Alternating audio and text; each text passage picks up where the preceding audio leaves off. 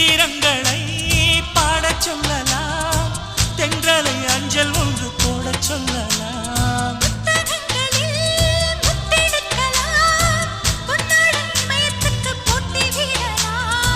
பூமிக்கு பொட்டு வைத்து பார்க்கலாம் பார்க்கலாம், பூவுக்கும் ஆடை தைத்து போடலாம்.